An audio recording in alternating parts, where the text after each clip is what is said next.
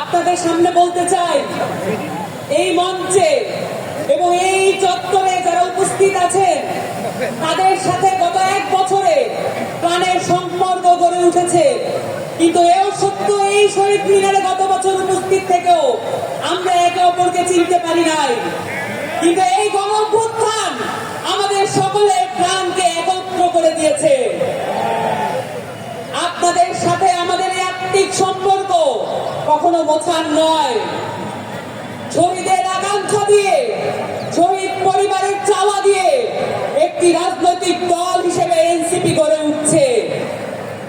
আহতদের পরামর্শের ভিত্তিতে এনসিপি গড়ে উঠছে এবং সেই সাথে প্রতিটি জেলায় যত ভাই বোনেরা রাস্তায় নেমে এসেছিলেন, যত শহীদ পরিবারা আমাদের সাথে দেখা করার জন্য আকাঙ্ক্ষা নিয়ে বসেছিলেন, সকলের সাথে আমরা দেখা করে এসেছি। এবং আমরা এও বলতে চাই, আমরা বাতাসের আধ্যাত্মিক মর্যাদা বুঝি। প্রতিটি জেলার বাতাস আমাদের গায়ে লেগেছে এবং প্রতিটি জেলার আকাঙ্ক্ষা নিয়ে আপনাদের সামনে আমরা উপস্থিত হয়েছি। এই আকাঙ্ক্ষার ভিত্তিতে এনসিপি গড়ে উঠছে এবং এই আকাঙ্ক্ষার ভিত্তিতে আমাদের ইশতেহার আপনাদের সামনে আজকে প্রেজেন্ট করা হবে।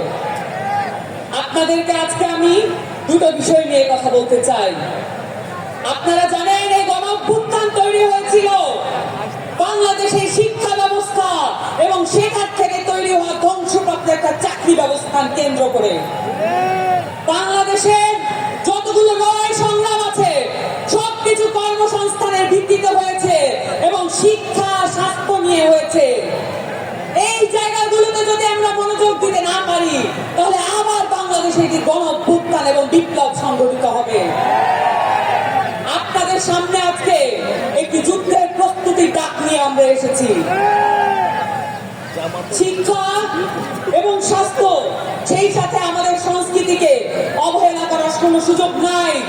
আপনারা জানেন, বাংলাদেশ আওয়ামী লীগ এই ফ্যাসিস্ট দলটি বাংলাদেশের শিক্ষা এবং বাংলাদেশের সংস্কৃতিকে ধ্বংসপ্রাপ্ত করার জন্য বাংলাদেশের প্রত্যেকটা রাষ্ট্রীয় প্রতিষ্ঠানকে ব্যবহৃত করেছে।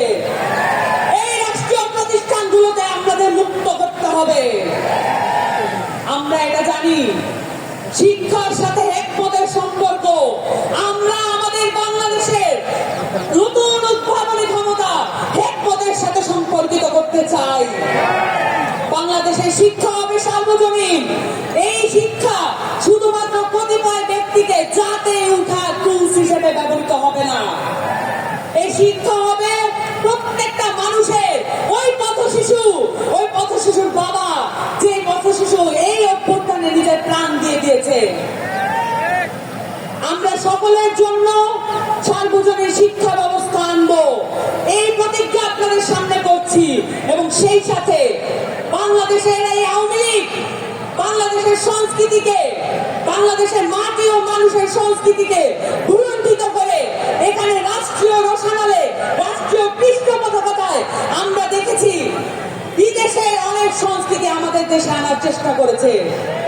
আমরা দেখেছি বাঙালি জাতীয়তাবাদের নামে বাংলাদেশে একটি এমন সংস্কৃতি গড়ে তোলা হয়েছে যেখানে আমাদের মাইজ ভান্ডারি গান নাই, যেখানে আমাদের আব্দুল করিমরা নাই, যেখানে আমাদের রমেশ শীলরা নাই। আমরা এমন সংস্কৃতি গড়ে তুলতে চাই যেখানে আমাদের গণঅভ্যুত্থানের কথা লেখা থাকবে, যেখানে আমাদের গণঅভ্যুত্থানের সংস্কৃতি লেখা থাকবে। এবং সেই সাথে আপনাদের সামনে আজকে ঘোষণা দিতে চাই,